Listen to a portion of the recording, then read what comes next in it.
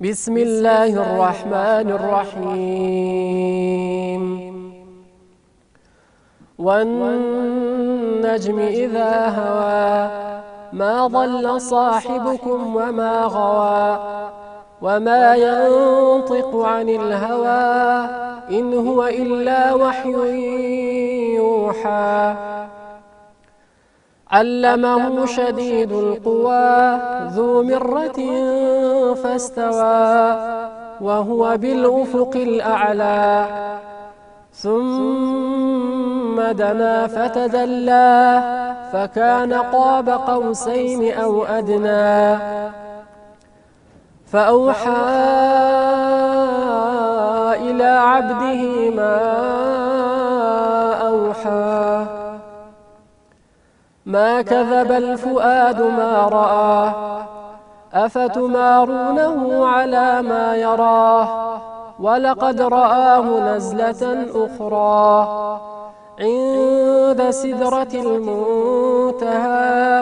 عندها جنة المأوى إذ يغشى السدرة ما يغشى ما زاغ البصر وما طغى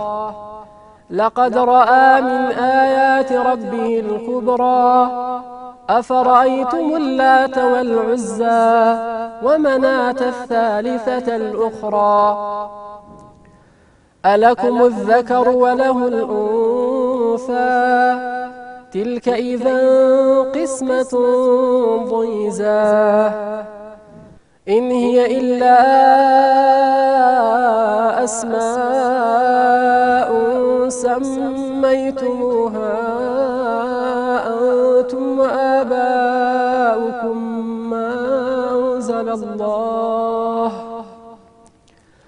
ما أنزل الله بها من سلطان إن يتبعون إلا الظن وما تهوى الأنفس ولقد جاءهم من ربهم الهدى أم للإنسان ما تمنى فلله الآخرة والأولى وكم من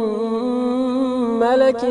في السماوات لا تغني شفاعتهم شيئا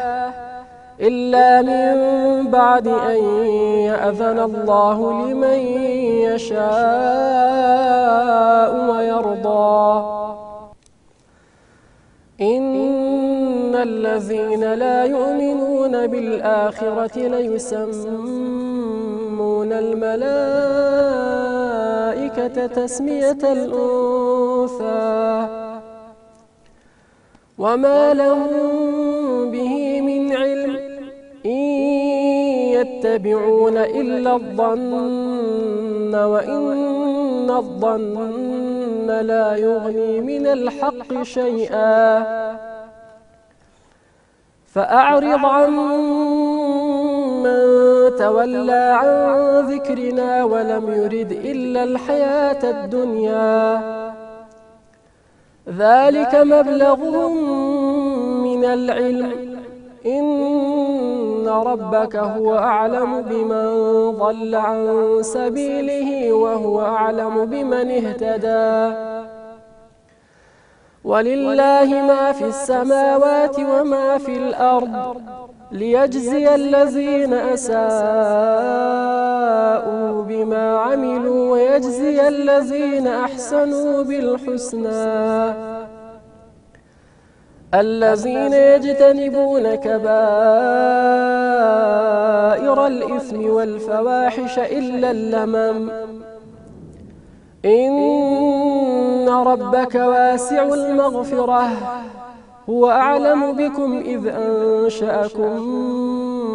من الأرض وإذ أنتم أجنة في بطون أمهاتكم فلا تزكوا أنفسكم هو أعلم بمن اتقى أفرأيت الذي تولى وأعطى قليلا وأكدى أعنده علم الغيب فهو يرى أم لم ينبأ بما في صحف موسى وإبراهيم الذي وفى ألا تزر وازرة وزر أخرى وأن ليس للإنسان إلا ما سعى وأن سعيه سوف يرى ثم يجزاه الجزاء الأوفى وأن إلى ربك المنتهى وأنه هو أضحك وأبكى وأنه هو أمات وأحيا وأنه خلق الزوجين الذكر والأنثى من نطفة إذا تمنى وأن عليه النشأة الأخرى